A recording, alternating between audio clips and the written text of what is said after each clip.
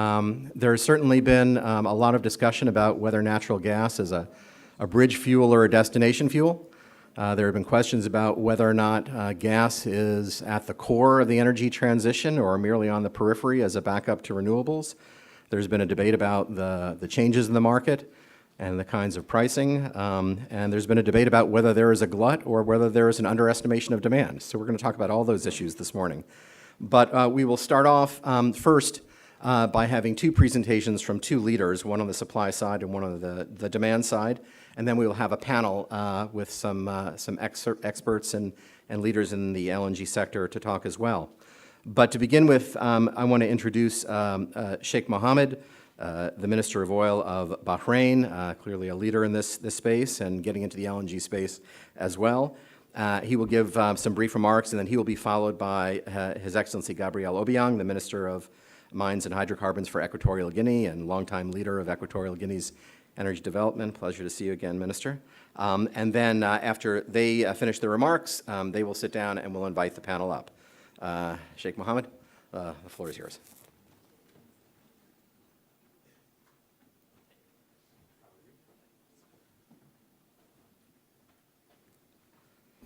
Bismillah ar-Rahman ar-Rahim, Your Excellency, Minister Al-Mazrou'i, colleagues, good morning. I believe the subject is natural gas. As you call it, a transition fuel. That's an interesting title. It might not be a transition fuel. I think it's a fuel that will remain with us for a very long time. Natural gas, of course, is the main source of electricity generation and desalination here in the Arabian Gulf. We depend on it for supplying both residential, commercial, industrial with electricity, and the very important supply of water. As you know, the largest desalination capacity in the world is right here, more than 75% if my numbers are correct. So gas is crucial. It is mainly consumed locally, except for the likes of Qatar, which exports LNG.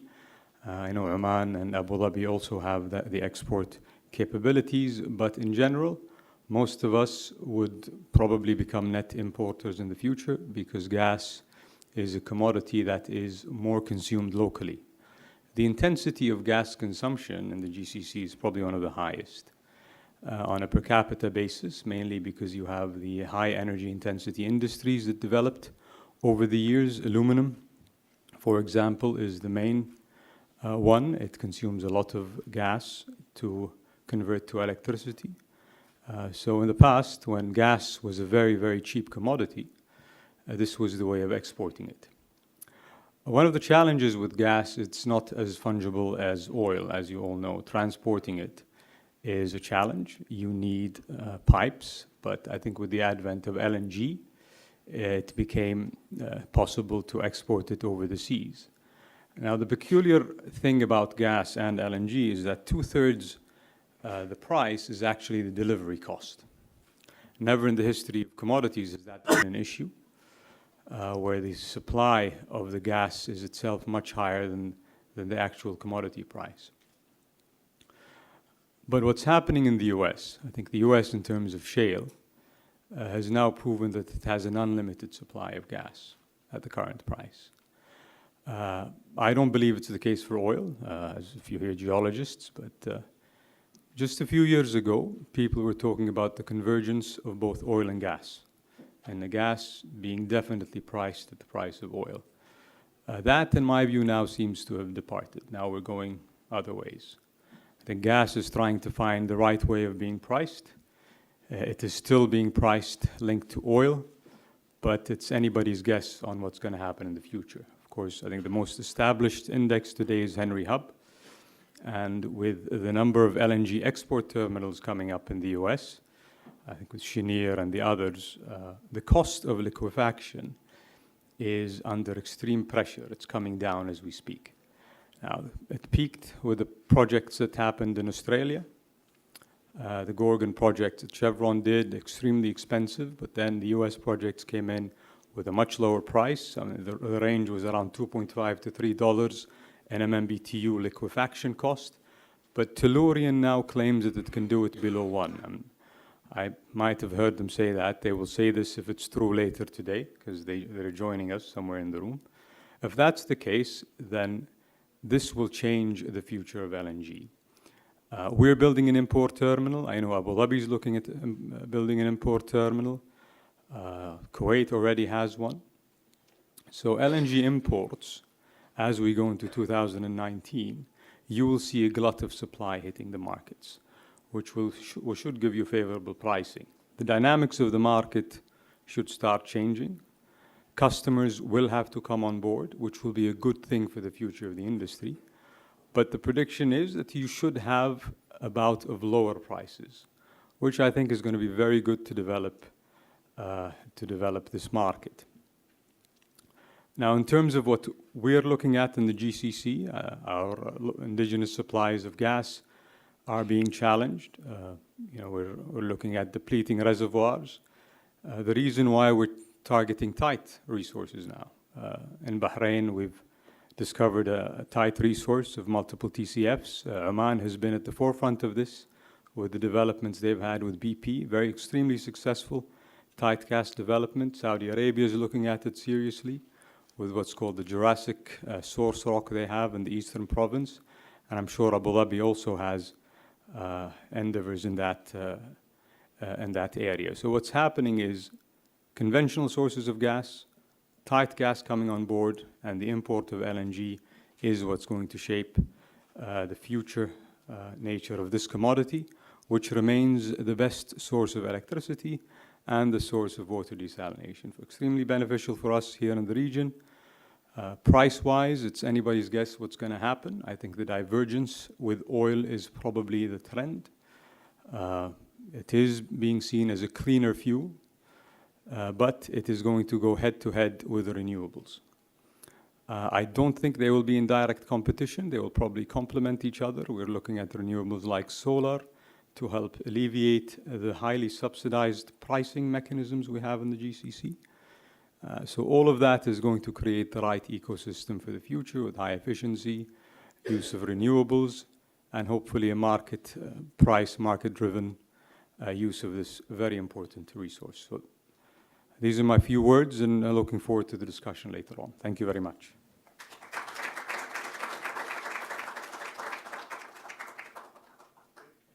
Welcome, Minister Obiang.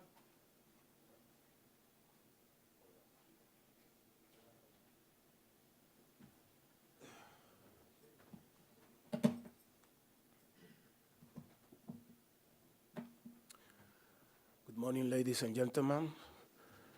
I would like to start thanking the Minister of Energy and Industry of United Emirates Arab, His Excellency Suhail Mohammed. He's not just the minister of this beautiful country that I have the great opportunity to visit. He's also the president of OPEC for this year.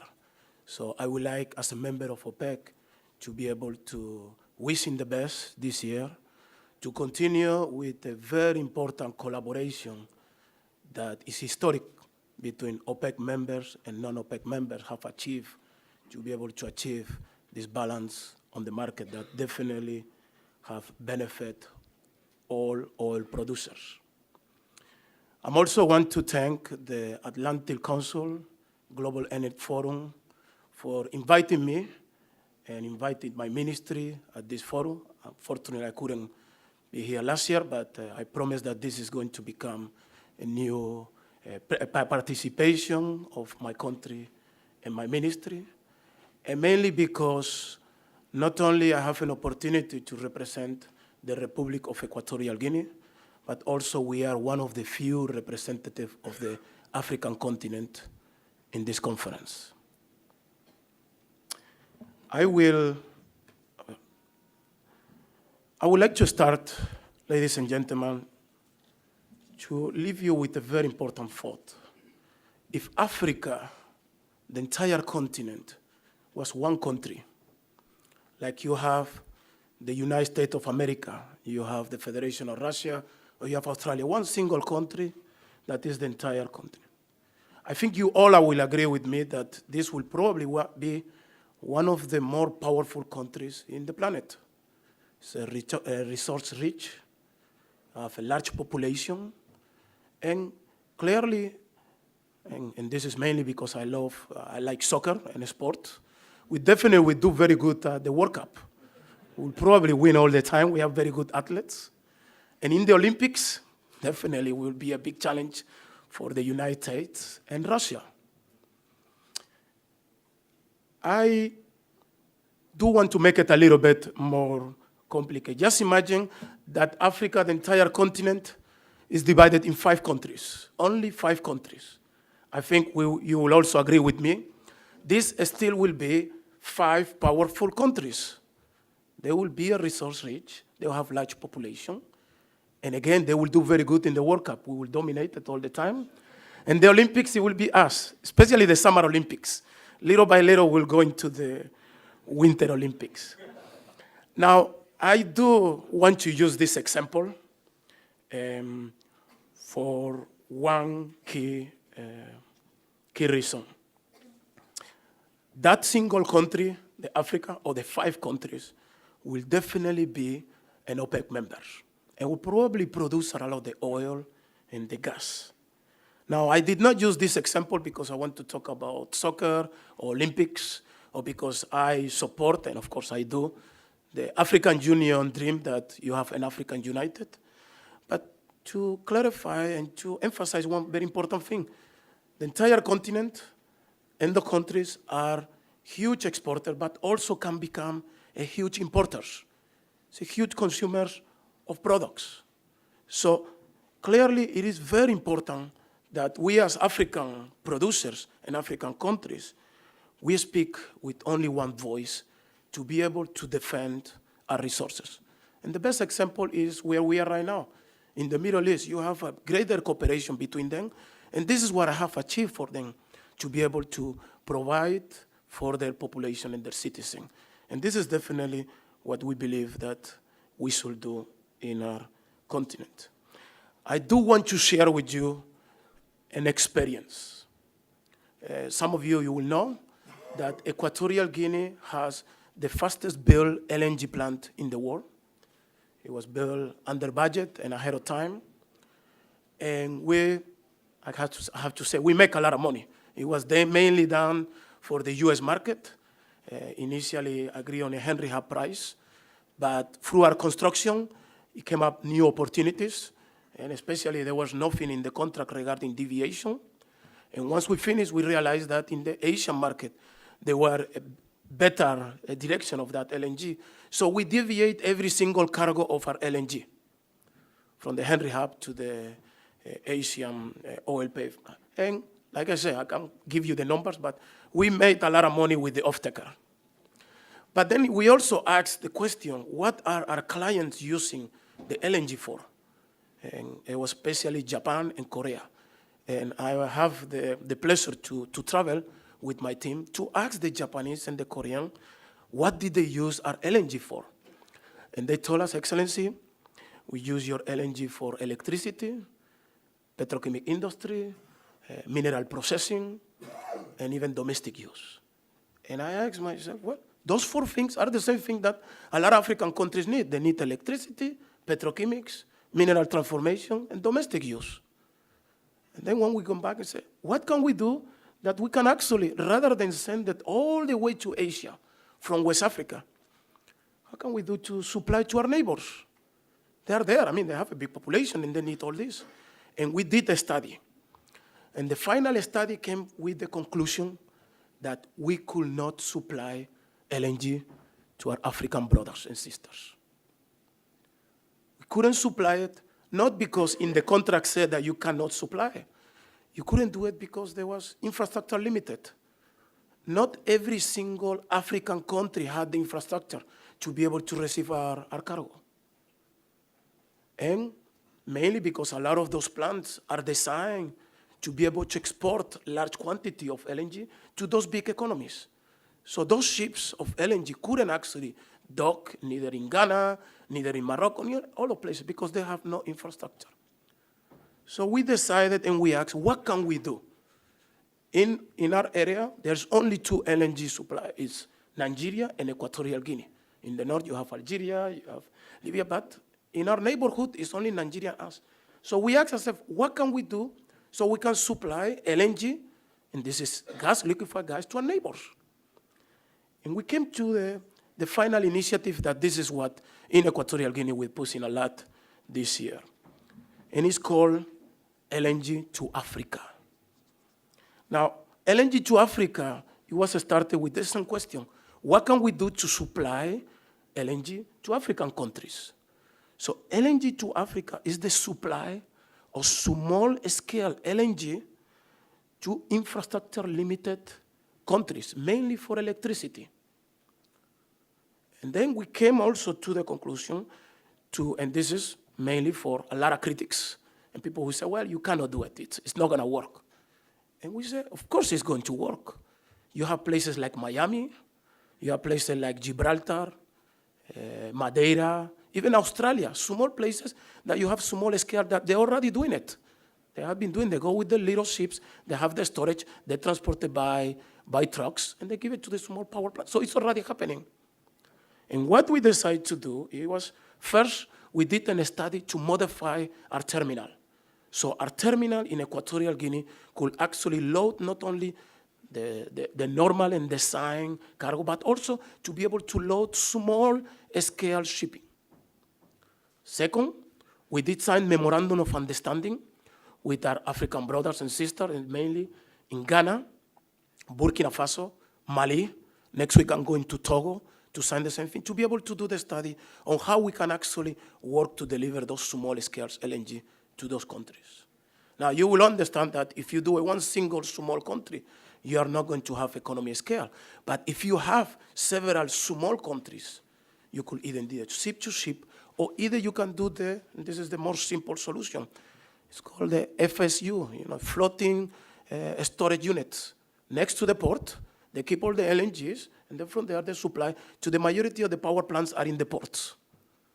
And then the majority of those African countries already have power plants, but are very expensive because they use diesel or they use heavy fuel. Diesel very expensive, heavy fuel very contaminated, and difficult to do it. So, and also need to be remembered, those power plants, you don't need to build new power plants. You just need to make modification in power plants that work with diesel to be able to use that gas. Now, if you do the mathematics and you evaluate the need of electricity, the population need, the economy need, clearly a lot of those African countries, West Africa and the rest, are clearly a market that once that first cargoes they are delivered, it will grow, definitely because of the need. The other reason is what I say, they are all mineral rich. They are all exporting their minerals. But if they have a new resource cheaper, they will definitely be able to transform it. Now, ladies and gentlemen, to conclude, I wanted to mention a very important part. Africa is today limited because of its divisions. If we in Africa have a stronger voice, we will probably avoid the bad image and the name callings. And for this, I have to say, beautiful Africa. Thank you very much.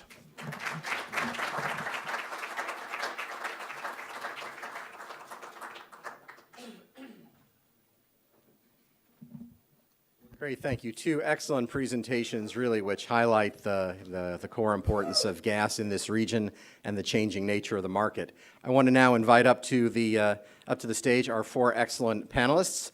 I want to start with His Excellency Mohammed Juma, Undersecretary for the Abu Dhabi Department of Energy, Anatole Fagan, who is an Executive Vice President with Cheniere, Melanie Kenderdine, formerly Secretary Moniz's Director of Policy, now a Principal in the Energy Futures Initiative, and David Scott, no stranger to all of you, nor to us, with the Executive Director of Economic Affairs with the Authority, but also a longtime expert in this region. So I thought in the time we have today, we'd talk a little bit about the gas market and then a little bit about the role of gas and climate. Let me start with the market issues, because there's a tremendous amount of disagreement about how much gas we're going to need. The IEA has a current policy scenario, pretty aggressive for gas.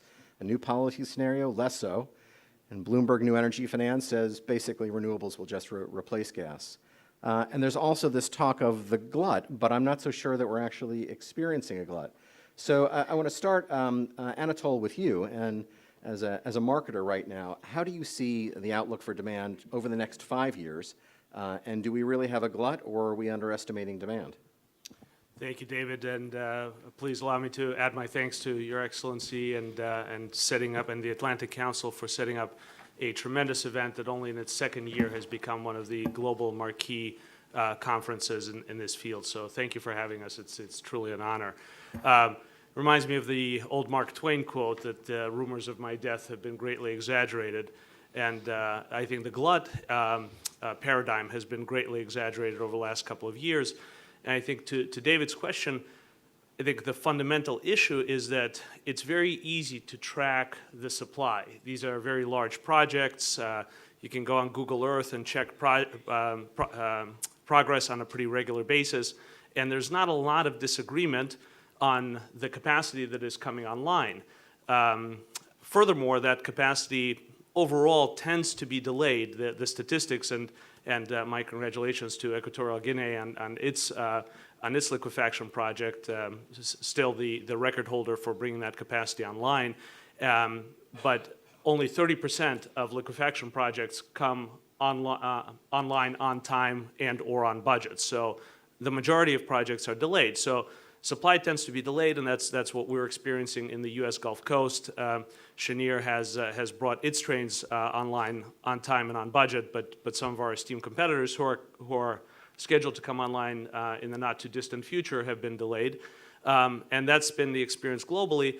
Demand, on the other hand, is much more spread out and is much more difficult to track. And certainly in the forecasts of several years ago, the demand numbers were nowhere near what we have experienced over the last couple of years, driven primarily by the non-OECD Asian demand, and therein primarily by China. But overall, demand has been quite healthy and was, I think, also underestimated because in the period of 2011 through 2015, we had a very tepid LNG growth in the market. And that was, of course, driven by the lack of supply coming to market. So the combination of more flexible and attractive pricing, the combination of, frankly, the U.S. business model that Cheniere brought to bear of being able to respond to market dynamics and flexibly deliver those cargoes as our facility has to now 25 countries have enabled this demand to really flourish. And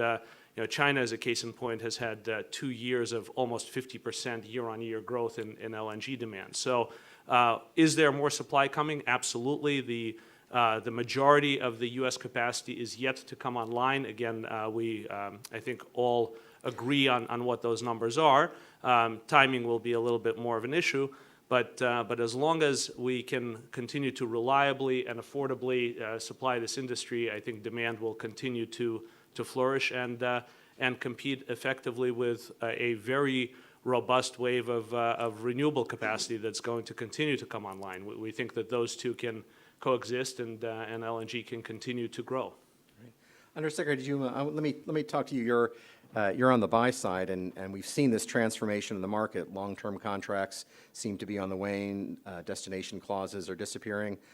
How comfortable are you about the supply outlook over the next 5 years? And are you just going to buy spot, and do you no longer need a long-term contract? Or how does the market look like from a buyer's perspective? From a buyer perspective, I do not believe that we can remain seen as a bottomless well of demand. Transformation is happening across the Middle East. Of course, from the early 2000s, it was driven by economics, increasing industries, demand had increased. However, recently we had seen, as a result of the massive growth, we had seen inefficiencies, we had seen different issues with the supply of cheap gas, let's say. And now we as UAE, we are transforming, decoupling power and water, increasing electrification, dependency on electrification. We are pushing, as you've seen in Dubai, for electrification of transport. We are doing the same at Abu Dhabi. And we are just gonna remain having a bit of spot for bridging the gap for reliable supply of electricity. Other than that, I don't believe that we will go for a long-term gas deals. I want to turn next to Melanie and then to David Scott on sort of the same question. Melanie, if you can take this maybe from a climate perspective.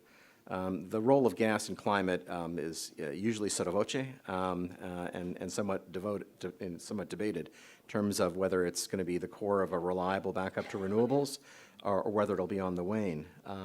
As you look at who's meeting their Paris targets and who's not, and the scenarios, what's your sense of what we're looking at in the gas market over the next 5 years, say 10 years, given where we are on both policy and technology?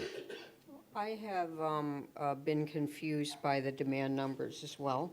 They are all over the map. I've talked to industry players and people who pay a lot of attention to gas markets, think that we've done a very good job of creating supply, developing supply, maybe not so much in the gas industry focusing on demand.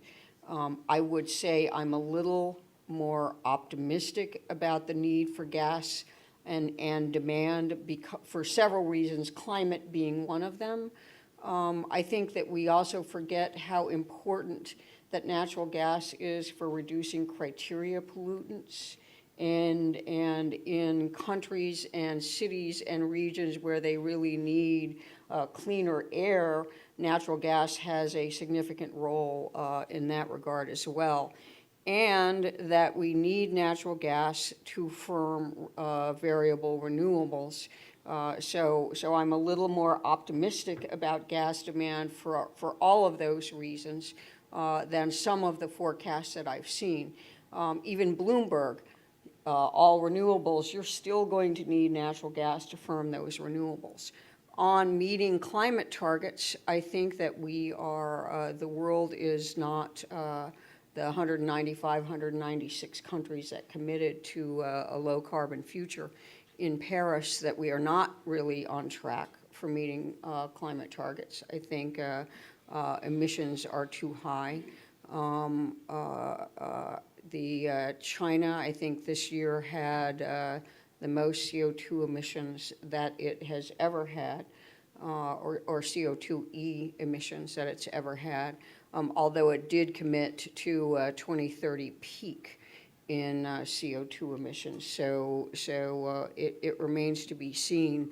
But I think that the world is not on target to meet its emissions commitments coming out of Paris, and we need some fairly extraordinary measures, innovation, and in order to meet the delta between the 2 degrees that we need and where we are on track for CO2 emissions right now. And so I think that innovation becomes incredibly important. CCS for gas, carbon capture for gas, I think is important, and a lot of other innovations are needed in order to meet Paris climate targets. But we are not on track, and I do think that gas will continue to play an important role in that. CO2 emissions in Europe are down, 4.5% last year from coal to gas fuel switching. U.S. we're down 14% from coal to gas fuel switching. It does play an important role. We need to do more. Great. David, let me ask you both a security of demand and a security of supply question.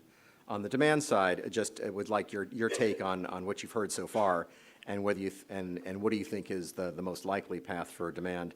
But on the supply side, since you've had such a window on the investment world, outside the countries that can finance their own LNG export or import terminals, with the disappearance of long-term contracts, how secure is the financing of new export infrastructure?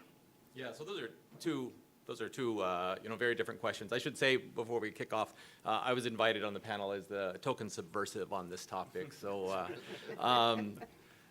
I think talking about the demand case first, right? I'm actually quite bearish on long-term demand for natural gas, and the basis of that are a couple of things, drivers. One, if you look at the velocity of the reduction in price of renewables that compete with natural gas for electrification, whether it's wind or solar, but particularly in the case of solar, you're seeing a velocity of drop in pricing that is going to lead to a scenario within the next decade that I think renewables will be reliably lower cost than gas power generation. And just as an example, point to this country and Saudi Arabia. The last couple of years, we've had a couple of tenders, 3 tenders, more than a dozen bids that came in under 3 cents per kilowatt hour for electricity. I mean, we're talking about $2 gas in that scenario.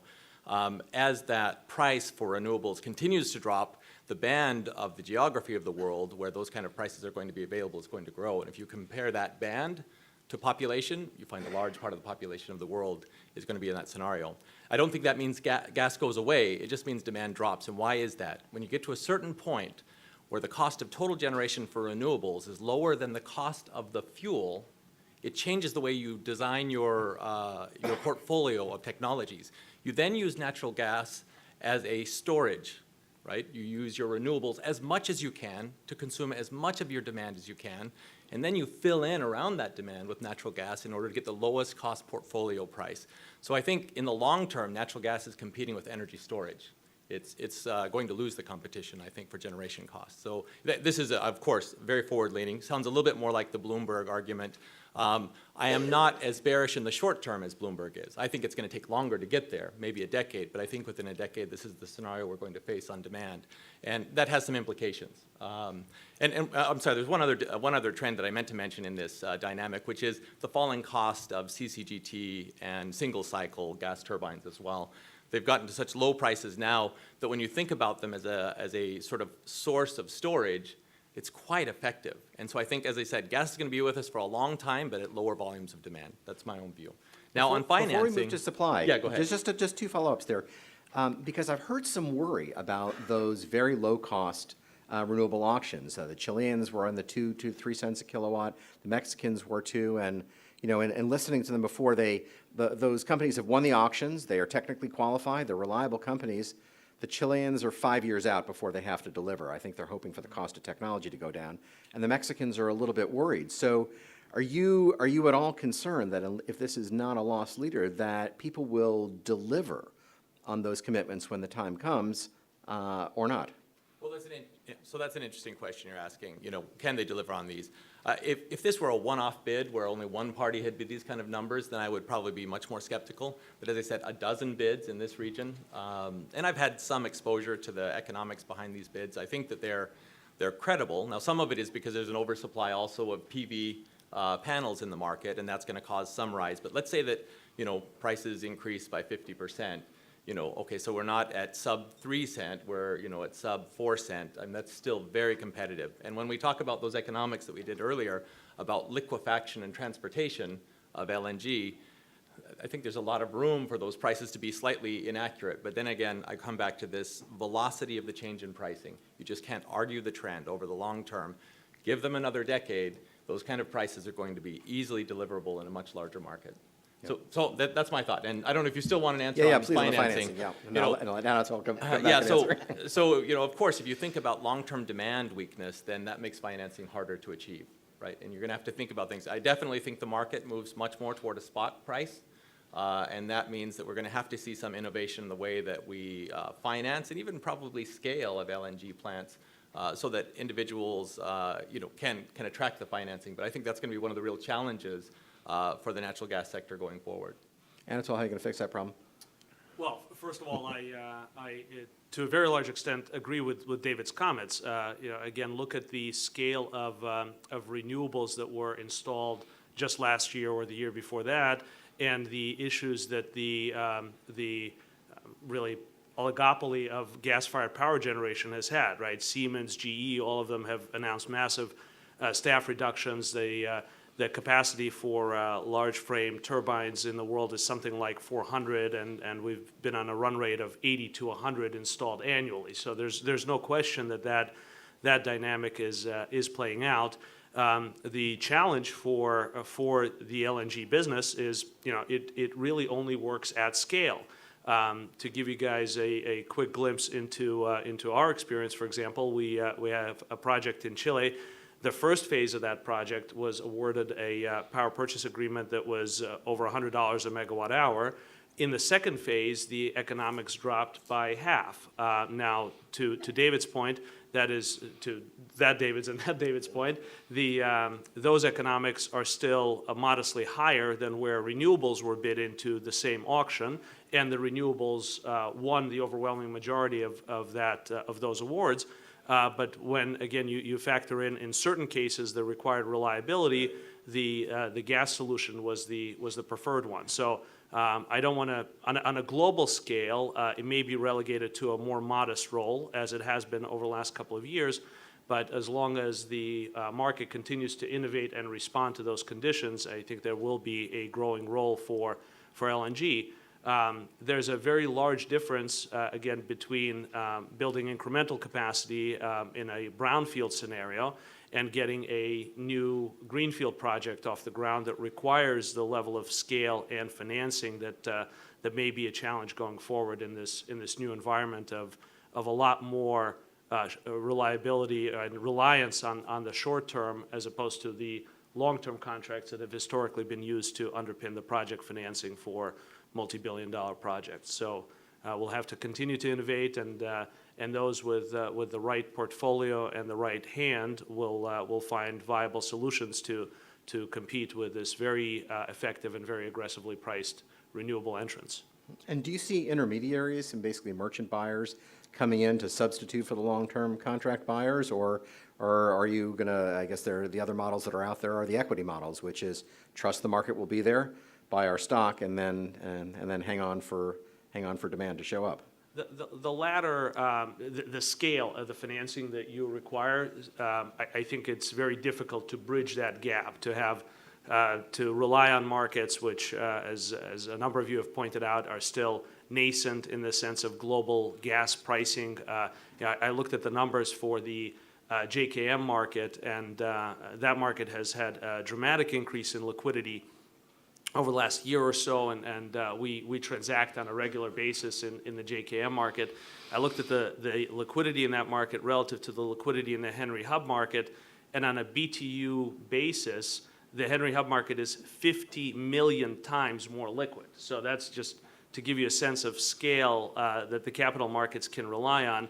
The LNG markets have years and years to go before they offer that kind of liquidity that can actually underpin the financing, and even that gets you, hundreds of millions or $1 billion here and there. It's tough to get to the tens of billions that you need to build world-scale liquefaction projects. So do the intermediaries, do the portfolio players play that role? I think there's a valid analogy when you think about the deepwater, ultra-deepwater world where, projects run into the tens of billions, and the major oil companies are the only ones that can underpin those. Obviously, they do that without long-term offtake. So is there a transition to that type of a model where there is an NOC or an IOC that warehouses that risk and provides the financing? That's a possible solution as well. I've got a policy question for our current policymaker and our recent policymaker on gas security. The IEA did a report last week. I think last year didn't get as much attention maybe as it should have. But I think the author is in the audience today on the nature of gas security.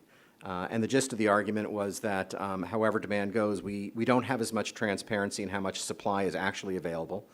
We don't have any spare capacity. There isn't much transparency on the nature of the contracts and the pricing of the contracts. And if you were to have additional steps in that regard, then you would have a faster, more liquid, deeper, and more reliable market.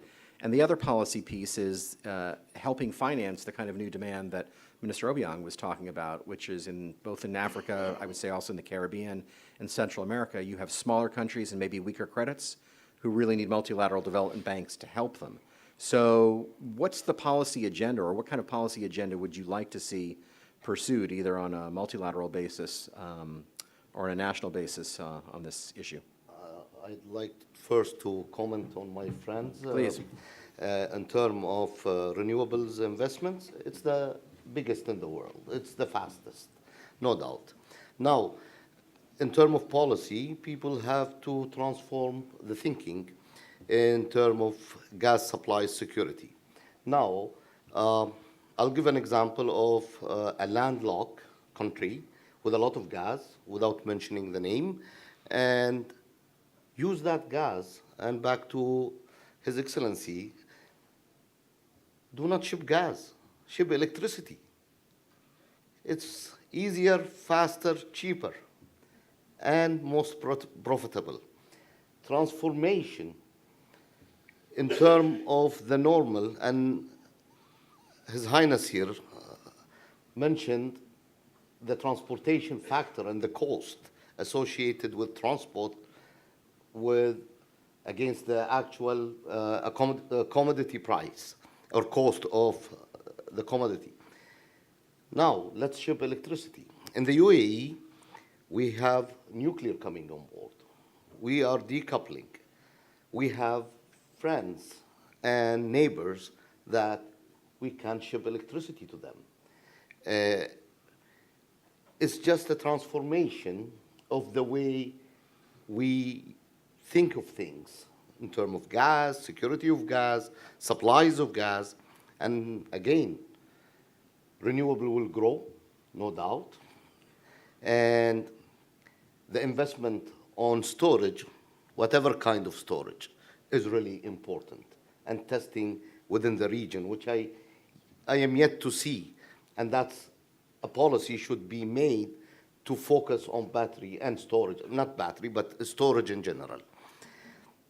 And there are a lot of innovations across the world on storage aspects. So again, gas will remain. I believe in that for a longer period to achieve 100% electrification. But again, it was mentioned in the opening yesterday that the GCC. So we have the highway. So let's transfer electricity across and not a commodity that is more expensive in the shipping. That's my... The new model. Melanie? Well, David's the provocateur on here, and we all want to go back after him rather than answer your question. Go for it. And so let me say a couple. I wanted to say a couple things too. I think that the transition of our energy systems by 2050 is critically important for climate change, and I too am looking at all of the renewables numbers, and they are incredibly impressive. The transition, the historical transition of our energy systems takes a long time. And so I'm not sure how rapidly, even with the very impressive numbers that we are seeing in generation and capacity of renewables, I think we tend to confuse generation and capacity, sometimes purposefully. But I think they are very impressive. But we are talking about large, capital-intensive incumbents with exquisite supply chains, et cetera, and the diffusion of those kinds of technologies and the increase in energy demand in the world. It's a really tall order to say that by 2050 we are going to not need a lot of gas. The other thing I would say is we're talking only about power generation here. There are other sectors of the economy, buildings, residential, commercial buildings, and industry in particular, that you need gas, and I just don't see a diminution of gas demand in those sectors like you can see in electricity generation, where you do have lower carbon or zero carbon options for power generation, you don't have those same options in other sectors. And so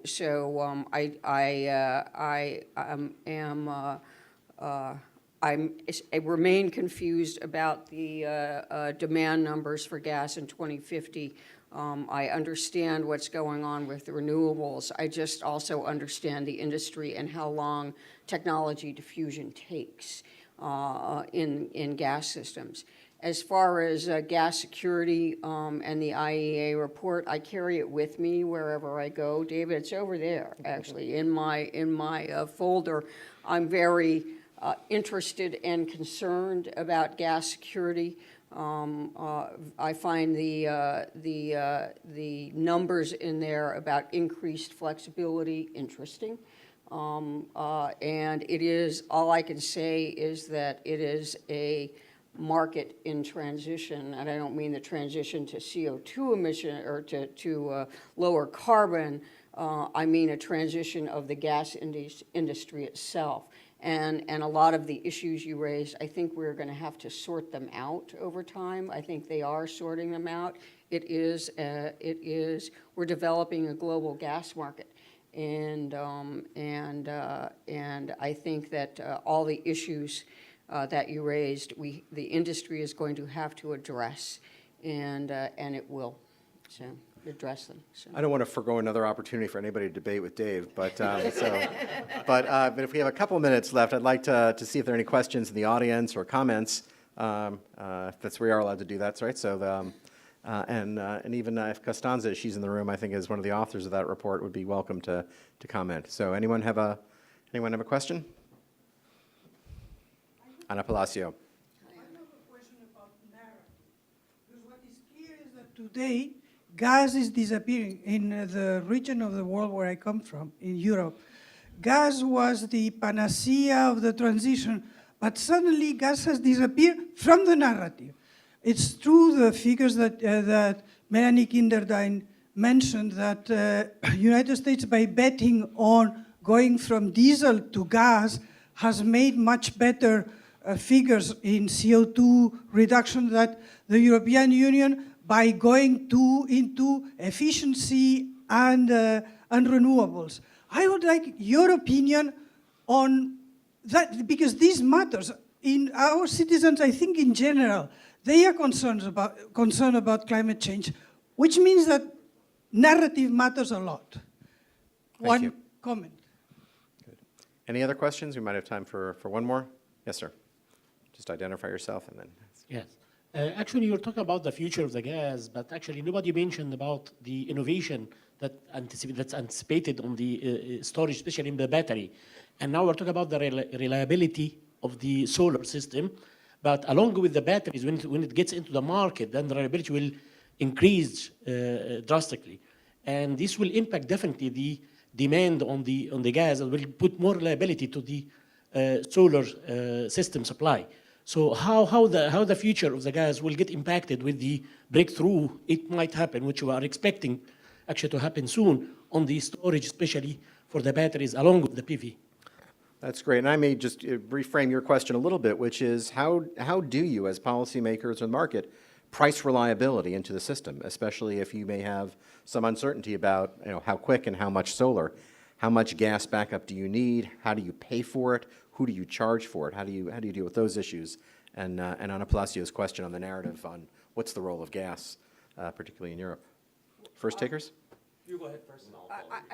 I just looked at, as I mentioned, CO2 emissions in Europe are down 4.5% recently in the last couple of years.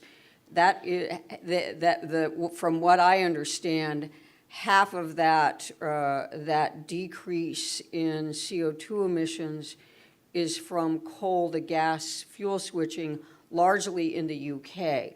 And so I find it difficult to view Europe as a single unit. The different countries are responding differently. I was very impressed yesterday in a panel I was moderating at what Germany is doing and how much renewables generation they have. It's substantial and impressive. It's a different market structure than they have in the U.S. and where the much more market sensitive, and if you're overproducing renewables and we don't need it, we don't take it. That's not necessarily what how our markets are structured in the U.S., and I'm sure there are differences in different countries in Europe. And so it is reducing its CO2 emissions in part because of coal to gas fuel switching, and Eastern Europe's requirements very different than Western Europe as well. And so I understand and admire what the Europeans are doing on climate, and we're just going to have to see what happens. So, yeah, I mean, on the narrative, I mean, the first thing I would say is, and this sounds like I'm going to try to avoid being lynched by the gas supporters here after, but that's not the case. You know, I'm not an enemy to gas. I think gas has a role, very important. And I actually think the concept of, you know, a power sector that is dominated by renewables and where gas is the form of storage. I mean, again, this low capex entry cost to gas electricity generation is a great answer. It's a low carbon answer, and I think it could get us to the targets that are out there. So, you know, sometimes we, you know, when I was in the U.S. government, used the phrase, don't let the perfect be the enemy of the good. And sometimes in the narrative around climate change, people say we have to get rid of all carbon. That's actually not true, right? You need to get a good answer that allows us to get where we need to be. If you wait for the perfect answer, you probably miss the opportunity to get there. So that's the first thing I would say on that narrative. Second thing on storage, right? Now, storage is also dropping in cost. I think late 90s, you were at like $580 per kilowatt hour storage capacity, and now you're down, you know, 179, something like that. They think at 100, storage will become more economic than fuel, so gasoline in an internal combustion engine. But to become more competitive than natural gas as a electricity generator is a much lower burden. You have to start getting down there close to sort of $10 or $12 per battery pack cost per kilowatt hour of capacity.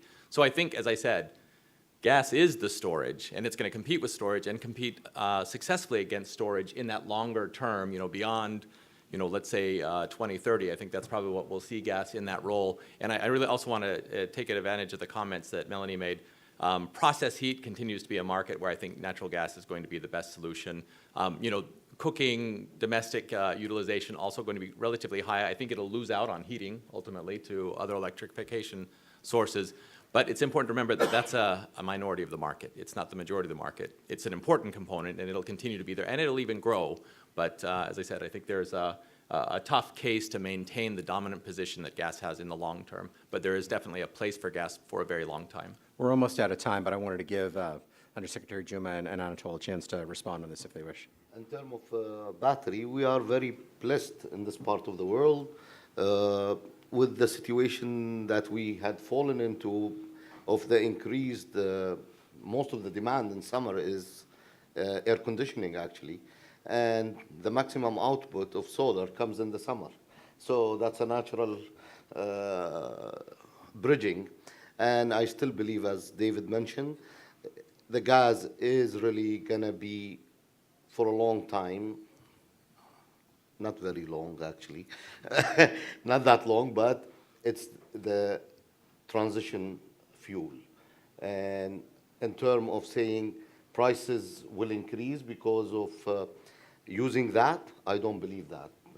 I think the portfolio will be balanced between renewable and gas prices, so the average cost will remain low for electricity for the consumers. Anatol, it sounds like good news. And last word? Good news indeed. We at Cheniere have the privilege of having a lot of our foundation customers being from the Iberian Peninsula, and if you just do the math on the volume of their offtake, the volume that they have underwritten is almost half of the gas demand on the Iberian Peninsula. Now, Fortunately for both sides, the contract structure is completely destination flexible, so those volumes go wherever the best economics are. But I will say that I think last year was the highest gas consumption that we've seen in about 5 years, and again, that was a response to market conditions and lower hydro levels and things of that nature. I can't really speak to the marketing aspect of the narrative, but I think the reality is that the fuel is reliably providing the market solutions and is doing that at affordable prices. So I think as that experience continues to develop, I think there will be actual experience to backstop at least a modest pivot in the narrative. But again, as we look at the global scale of the renewable penetration and the fact that those numbers have been eclipsing the gas component of the power stack for years now, it's going to be very difficult, I think, for that narrative to regain substantial momentum. Okay, we're out of time. Melanie, you've got a quick two-finger? I have to have the last word. Sorry. I forgot to talk about the storage issue in my answer before. I was responding only to Anna. I don't think that we have gotten to the point in renewables deployment that we have yet to stress the supply chains for some of the critical materials that you need for both renewables and storage. And in the US, we fundamentally down-selected to lithium-ion batteries. And there are a whole lot of sectors that are competing for those lithium supplies. And lithium's only produced, mined in 5 countries in the world, and I think in Argentina or Chile, they produce their lithium already from brine. So I've looked at the lithium supplies and then looked at where the brine formations are, or the geologic formations underneath the brine. There's only 5 or 6 locations in the world where you can mine lithium from brine as well. So if you start stressing lithium supplies, the price of your batteries and storage is going to go up. So I just don't know if we know how all of that is going to shake out. And then there are other critical materials for wind and solar generation as well. So there are a lot of unknowns out there on the renewable side too. Terrific. Well, that's good news, and we can take from that is that it's been a very rich discussion. There's a lot that's uncertain, so we have no risk of having nothing to talk about next year when we come back for next year's summit. Before we thank our panelists and the ministers, just a couple of housekeeping notes. We'll go from here to a 15-minute coffee break. The next session's at 10:45. There's one on OPEC and oil markets back up in the Almaria Ballroom, and right here in this room, economic diversification, sustainable best practices, and business models. And remember to wear your credentials. But for now, let me thank both ministers for really interesting and invigorating presentations, our panelists for their candid and provocative comments, and you all for listening. Thank you very much. Thank you.